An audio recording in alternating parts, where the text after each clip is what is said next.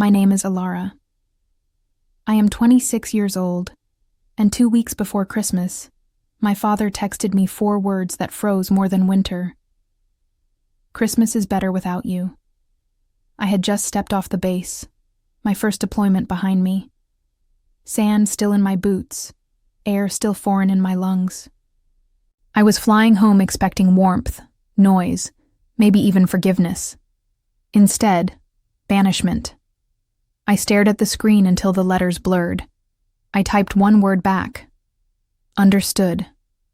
Around me, soldiers hugged their families. Mothers cried.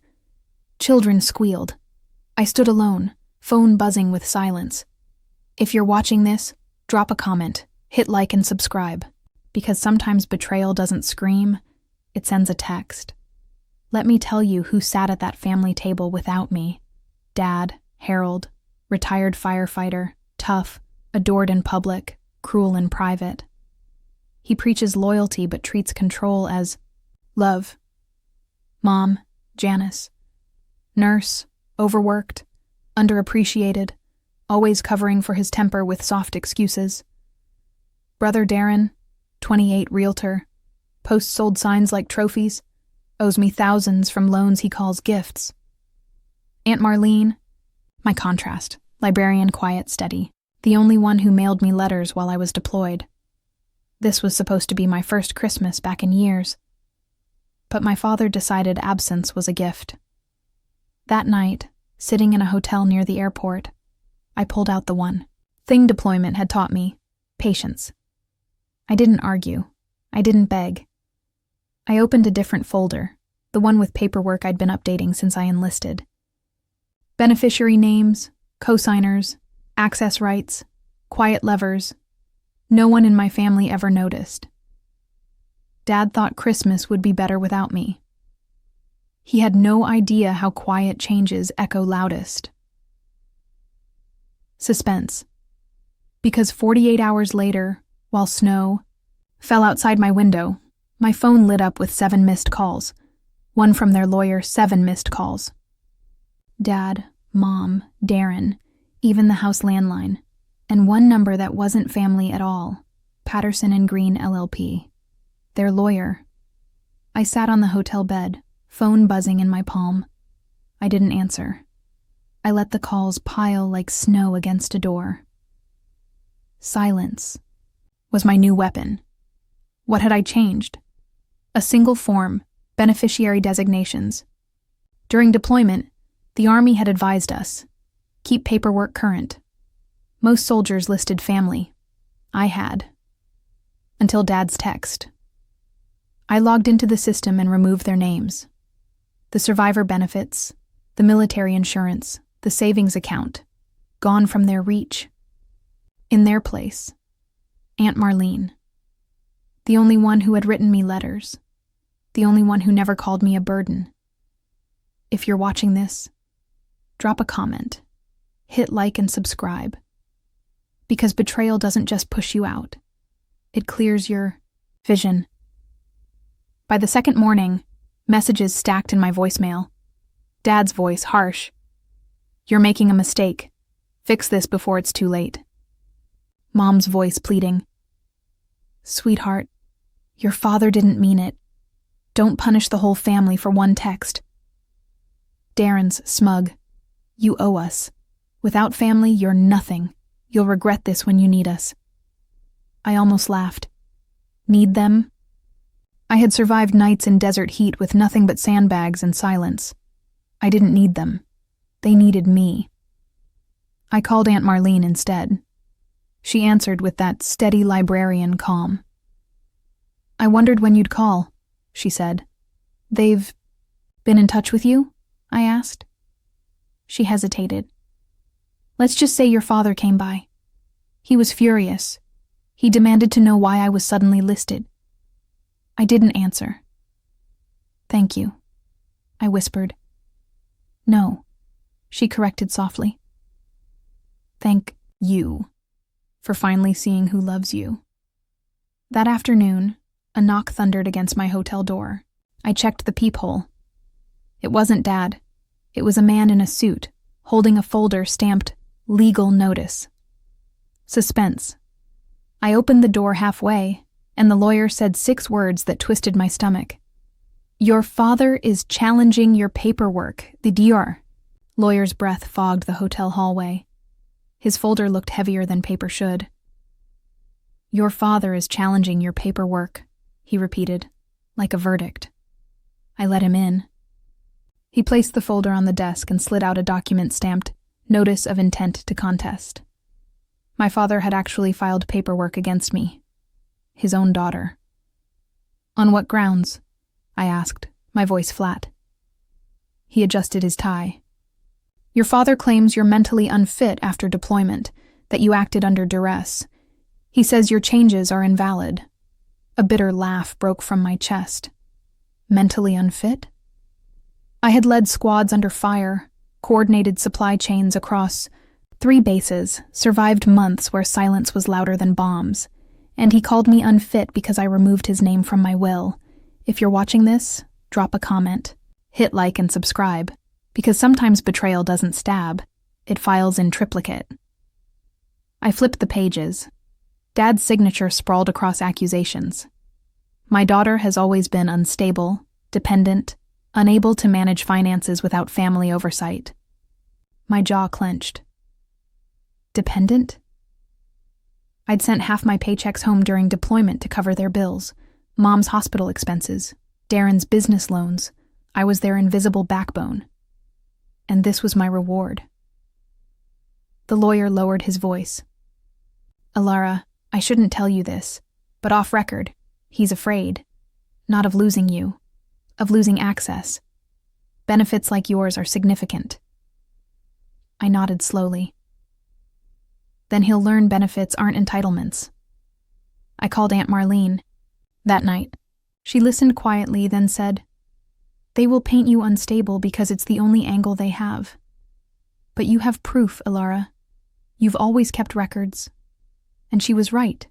Every transfer, every letter, every deployment deposit sent, home with my name on the line. I spent the night scanning everything into a folder labeled "Fitness of Mind." At dawn, my phone buzzed again. A new voicemail. Mom this time, her voice trembling. "Sweetheart, please withdraw this. Your father is furious. Darren says if you go through with this, we'll lose everything. Don't do this to us." Suspense. But she didn't realize her words were proof too. Proof that they never feared losing me. They only feared losing what I provided. I replayed Mom's voicemail 3 times. Each word stripped the warmth from her voice and left only calculation. "Don't do this to us." Not, "Don't hurt yourself." Not, "We miss you." It was always about them. I dragged the file into my evidence folder. Proof wasn't just numbers. It was tone, intent, omission. And their omission was love. That morning, I walked into Annika's office, an attorney I'd met through a fellow soldier. She spread my documents across her desk, bank transfers, allotments, emails where Dad thanked me for covering Darren again. Each page painted a picture of a daughter who carried a family that now called her unfit. "Your father's case won't stand," she said. "But we won't just defend, we'll counter." I leaned forward. "Counter how?" "Restitution," she replied. "You covered bills for years. You're entitled to repayment. With these records, we can argue financial exploitation. It's bold, but it's justice. If you're watching this, drop a comment, hit like, and subscribe. Because the cruelest thing you can show someone who underestimated you is a ledger." That night, I called Aunt Marlene. "They'll drag me through the mud," I admitted. "They already have," she said softly. "Now you drag them through the truth." We met at her house the next day. She handed me a shoebox. Inside, letters I had mailed her during deployment, dated and postmarked. Proof I was clear, rational, aware. Proof against any claim of instability. Keep. These safe, she said. Your father forgets librarians know how to archive. When I returned to the hotel, I found an envelope under my door. No stamp, no address. Just my name in Dad's handwriting. I opened it slowly. Inside, a single sheet. Withdraw your changes, or we'll expose things you don't want public. He hadn't signed it, but the threat reeked of him. Suspense, and, scrawled in a different hand at the bottom, Darren's, unmistakable, were 5 words that made my blood run cold. Check who owns the house. Darren's handwriting clawed at my chest. Check who owns the house. I logged into the county records that night, fingers trembling as I searched the property deed for the family home, the house where I grew up, the house I sent money to keep afloat during deployment. Owner, Ilara Taylor. Co-signed, Harold Taylor. Dad. My eyes widened. They had put my name on the deed, without ever telling me. I scrolled further. Date of filing, 2 years ago. I was in Afghanistan then, signing stacks of deployment paperwork. Somewhere in that shuffle, Dad had slipped in a document that tied me to their mortgage. My signature was there, sloppy from rushing, buried among dozens of other forms. I remembered the day he had said, "Just sign quick. The bank needs extra verification while you're overseas." I hadn't asked. I trusted. Now I understood. I wasn't just their ATM. I was their insurance policy. If they defaulted, my name would hold the weight. If you're watching this, drop a comment, hit like and subscribe. Because betrayal isn't always subtraction. Sometimes it's addition you never asked for. I called Aunt Marlene, voice shaking. They put me on the deed. Her inhale was sharp. Then they've trapped themselves. If your name is on that house, you don't just own the debt, you own the asset. And that makes you harder to erase. Her words steadied me. What they meant as a shackle could become my sword. The next morning, Annika confirmed it. This is leverage. They can't paint you as unstable while depending on your name to secure their roof. We'll file an ownership claim alongside restitution. It will corner them legally. I exhaled, long and slow. That evening, Darren texted me. You don't want this fight. Walk away and the house stays with us. Push it and you'll lose more than you think. I stared at the message. He thought threats still worked. But I had already decided. Silence was over. Suspense. Because tomorrow in court, I wouldn't just defend myself. I would claim what was mine. The courthouse smelled of old varnish and nerves. I walked in with Annika on one side, Aunt Marlene on the other. Across the aisle sat my family. Dad stiff in his blazer, Mum pale, Darren scrolling his phone like he was too cool for consequence. The judge glanced over the filings. This matter concerns contested beneficiary designations, allegations of exploitation, and property ownership disputes. Ms. Taylor, do you understand the claims? I stood. Yes, Your Honor, and I have proof. Annika slid the folders across. Deployment payslips, bank transfers, Mom's voicemail begging me not to cut them off, the forged-looking mortgage forms, then the shoebox letters, each stamped, dated, rational. Evidence I was not unfit, but aware. Dad's lawyer tried to object. She's unstable, a danger to herself. These documents, the judge held up a hand. These documents show clarity, regular financial support, and letters consistent over years. Do you have psychiatric records to support your claim? Silence. Of course they didn't. If you're watching this, drop a comment, hit like and subscribe. Because in court, volume doesn't win. Evidence does. Then came the house. Annika laid the deed flat. My client's name was added during deployment. She now holds legal co-ownership. If they call her a leech, why anchor their roof with her signature? The judge raised an eyebrow. Mr. Taylor, do you deny your daughter co-signed this mortgage? Dad's jaw worked like stone. It was for her protection. For protection, Annika echoed. Or for leverage. The room went still. The judge leaned back. Until further order, Ms. Taylor's rights as co-owner stand. Beneficiary designations are her choice alone, and the court will review restitution claims in light of financial support she provided. I sat down, knees trembling, but with power, not fear. Suspense. And then Darren's phone buzzed in court, loud enough for everyone to hear. The judge frowned. Put it away, he ordered. But not before I saw the sender's name flash across the screen. Their lawyer. Darren's phone buzzed again, screen lighting up under the judge's glare. He slipped it into his lap, but I caught the preview. We may lose the house. My heart thudded. Their own lawyer was admitting defeat in real time. The judge recessed for lunch. My family huddled in the hallway, whispering heatedly. I sat, with Annika and Marlene, calm on the outside, but inside. I was wildfire. Darren broke first. He stormed over, voice low but venomous. Happy now, you're tearing us apart. Mom's crying, Dad's humiliated. You're ruining Christmas. I stared at him.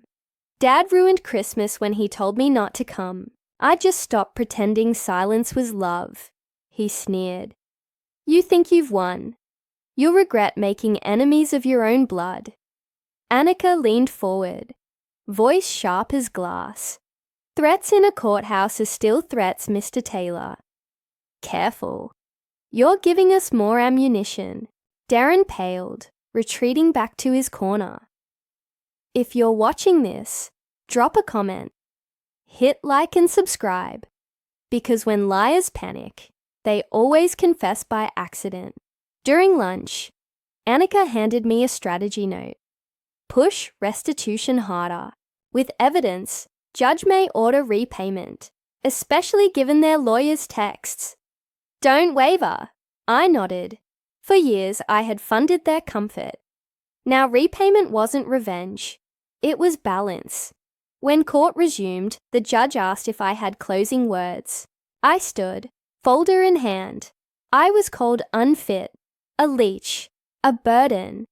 Yet these records prove I was the one paying, the one covering, the one standing silent while they lived louder. Today isn't about money. It's about truth. And the truth is, I carried this family. They broke me, but they will not erase me. The judge tapped his pen. Final ruling tomorrow morning. I walked out into the cold air, my family glaring daggers behind me. My phone buzzed again. A single text from Mum this and time, please. If you go through with this, we'll lose everything. Don't do this to us. Suspense. I typed back one word, the same one I'd sent Dad before this all began. Understood. The next morning, the courthouse felt colder than the December wind outside. My boots echoed on the marble floor as I walked in with Annika and Aunt Marlene. Across the aisle, my family sat huddled, faces pale, eyes darting, like people waiting for a storm they couldn't outrun. The judge entered, shuffled the files, and spoke. After reviewing the evidence, this court finds Ms. Alara Taylor competent, clear-minded, and consistent in her decisions. Beneficiary changes stand as valid. Dad flinched. Darren clenched his jaw. Mum dabbed her eyes with a tissue she hadn't even bothered to hide. The judge continued. Furthermore, the financial records presented show years of substantial support provided by Ms. Taylor to her family. This constitutes grounds for restitution. Effective immediately, the defendants are ordered to repay a portion of these funds. The co-ownership of the family home stands until further settlement. Court adjourned. The gavel struck. Final. Heavy. Liberating. If you're watching this, drop a comment. Hit like and subscribe. Because sometimes justice doesn't roar. It signs its name on paper. Outside, Dad tried one last time. His voice broke, not with love, but with panic. You'll regret this, Alara. Blood doesn't betray blood. I met his eyes steady. Blood betrayed me first. Paper saved me. Darren muttered curses. Mom looked at the ground. And Aunt Marlene. She slipped her arm through mine, warm and sure. We walked away together. That evening, I returned to my apartment. I made tea, sat by the window, and watched the city lights flicker like stars I'd once seen overseas. For the first time in years, silence felt safe. My phone buzzed again. 7 missed calls, just like before. But this time, I didn't answer. I let them ring into nothing. I had given them years. I had given them money. I had given them silence. Now, finally, I gave myself peace. Revenge punch. Their power died. My truth stood moral reflection. Paper speaks louder than blood.